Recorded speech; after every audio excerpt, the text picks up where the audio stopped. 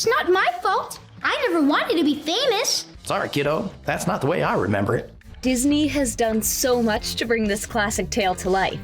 From Tom Hanks's incredible performance with nothing but a laser pointer, the Blue Fairy's ethereal costume design, to the legendary Robert Zemeckis being behind the lens.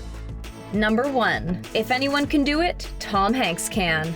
I'm going to make it look so real that you're not even going, it's going to seem real to me. A big part of his job in this film was making sure that it looked believable he was actually talking to Pinocchio. Not only did he have to make sure he held eye contact at the appropriate level, but he had to make sure the expression on his face was appropriately engaged. If it looks like the live-action actor is looking through the character and not really looking at the character, then the illusion won't work.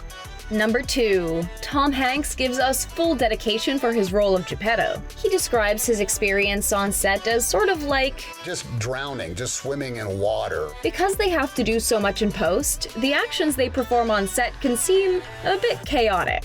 We have to suspend you upside down, which won't look like it when we have it. You have to have a mouthful of this water, then have to spit it right there. Every performance in this film was so incredibly technical, it took a lot of planning to get it just right. Now let's do it 17 times till we get it naturally right. Number 3. The fairy godmother we still want to this day. Robert Zemeckis wanted the Blue Fairy to be depicted as sweet, kind, and yet sensible and practical. He wanted this beautiful mix of qualities in this character. They also wanted her to have a bit of an edge to her. Cynthia Erivo was able to keep all of her piercings in, but they replaced the jewelry with beautiful fairy-like pieces made by the costume designer. It wanted to feel as fairy-like as we could possibly make it. Number 4. Speaking of ethereal and whimsical, we have to talk about Cynthia Erivo's performance of this iconic Disney song.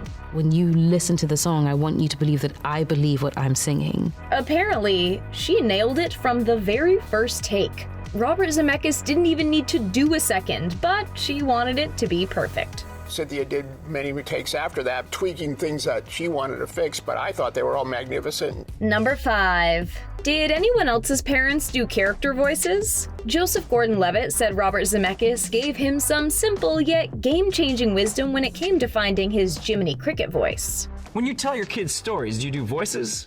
I was like, yeah, of course. We are not surprised that Joseph Gordon-Levitt does, in fact, get really into doing the voices when reading his kids' stories. Okay, so just do the Jiminy Cricket voice how you would do if you were a dad telling your kids the Pinocchio story.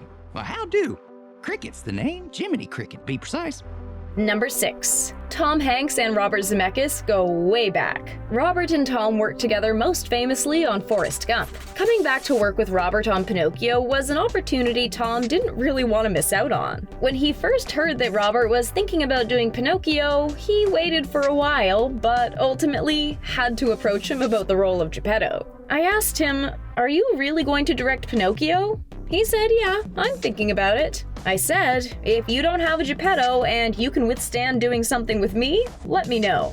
Number 7. Tom Hanks is taking notes from our cats over here. Not only did he have to know where Pinocchio was in the scene, but he also had to consider all of the other digital characters. Sometimes, instead of an off-stage Jiminy Cricket talking to him, it was just a laser pointer.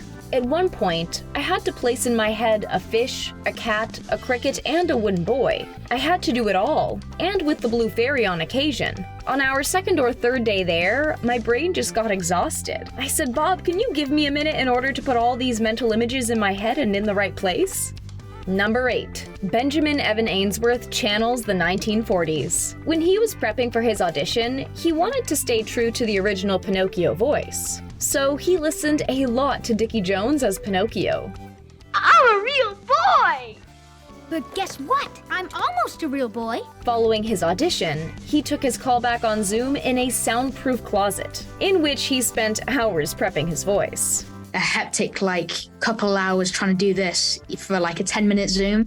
Number 9. The music is a major part of the storytelling. In addition to the classics like When You Wish Upon a Star, Hi Diddle Dee Dee, and I've Got No Strings, there are 4 brand new original songs in the film, written by Alan Silvestri and Glenn Ballard. When director Robert Zemeckis and Chris Weitz were trying to figure out when to add new music, they decided to stick to those moments that were the most emotionally pertinent to the character's growth. What songs do best in musicals is shore up the emotional growth of a character or help express what a character is feeling at any given moment. So that's what we did with the songs. Number 10. You may be surprised by this one. The biggest challenge Robert Zemeckis faced when getting the film done was actually finding the artists to work on it. We have a very serious shortage of digital artists in the world, and everybody is making movies with digital effects. It's very tough to find enough people to actually work on your movies these days.